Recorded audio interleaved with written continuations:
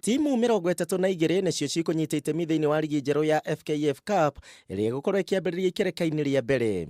So I think the upgrade is when we look at our programs, Kũringana na harĩria FKF ũnyitanĩri na kambuni ya Betway, mũhotani wa rigi ĩno nĩ arĩkoragwo na mweke wa gũthaka mbĩtĩka cia gĩkombe gĩa CAF Confederation Cup.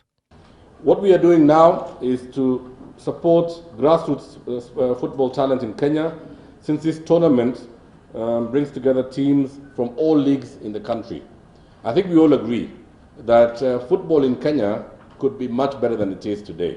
Mbĩtĩka ici cirĩamũkagĩra kĩmanjĩka gĩa ciringi mirioni 15 kũrĩ kambuni ĩno ya Betway, oro mwaka makĩnyita itemi thĩinĩ wa imera ithatũ ciũkĩte.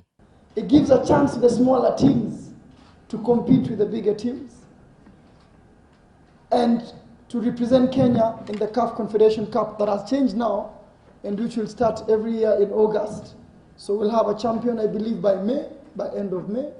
President wa FKF Nick Mwendwa ningĩ akĩaria nĩ ongereire na kũria timu ciothe cia gũkũ bũrũri-inĩ ũkoragwo cigĩetha aigithia handũ ha gwetagĩrĩra o mbeca iria ciumaga kũrĩ mũbango wothe wa rigi ya bũrũri. So the clubs have to up their game, find sponsors, be self-sufficient and continue working to have their own stadium, continue working to have their own funds so they can have more fund sources za kusupport clubs zao.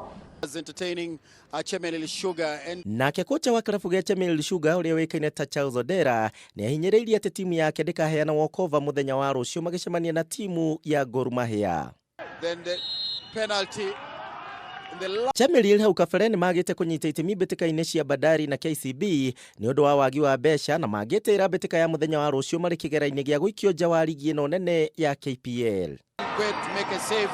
the dying minutes of the game. Kogaro marĩ namba 4 na pointi 32 mũrũgamo-inĩ wa metha mũthenya wa rũciu magĩtanya gũtamba thĩinĩ wa metha ĩno.